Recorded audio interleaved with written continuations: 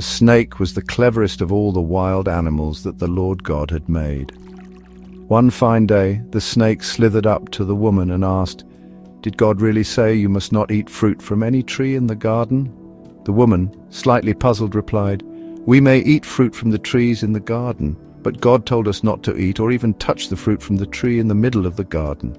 If we do, we will die." The snake, with a sly grin, countered, "You will not surely die. God knows that if you eat the fruit, your eyes will open and you will be like God, knowing good and evil." The woman gazed at the tree's fruit. It looked delicious and was desirable for gaining wisdom. So she took some and ate it. She also gave some to her husband, who was with her, and he ate it too. Suddenly their eyes were opened and they realized they were naked. In a panic, they sewed fig leaves together to make coverings for themselves. Later, as the sun began to set, they heard the Lord God walking in the garden during the cool of the day. Frightened, they hid among the trees. God called out, "Where are you?" Adam, trembling, replied, "I heard you in the garden, and I was afraid because I was naked, so I hid." God asked, "Who told you that you were naked? Did you eat from the tree I commanded you not to eat from?" Adam pointed to the woman and said, "The woman you put here with me gave me the fruit, and I ate it." Then God asked the woman, "What is this you have done?" The woman said, "The snake deceived me, and I ate."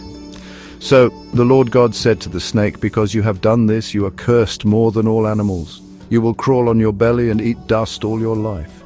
I will make you and the woman enemies, and your descendants and hers will always fight. Her descendant will crush your head, and you will strike his heel. To the woman, God said, "I will increase your pain in childbirth. You will desire your husband, and he will rule over you." To Adam, he said, "Because you listened to your wife and ate from the tree, the ground is cursed because of you. You will toil and work hard all your life to produce food from it. Thorns and thistles will grow for you, and you will eat plants from the field. By the sweat of your brow you will eat bread until you return to the ground, for from it you were taken. You are dust, and to dust you will return."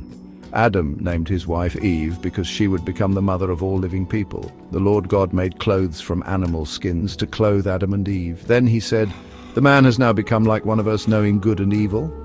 He must not be allowed to take from the tree of life and live forever."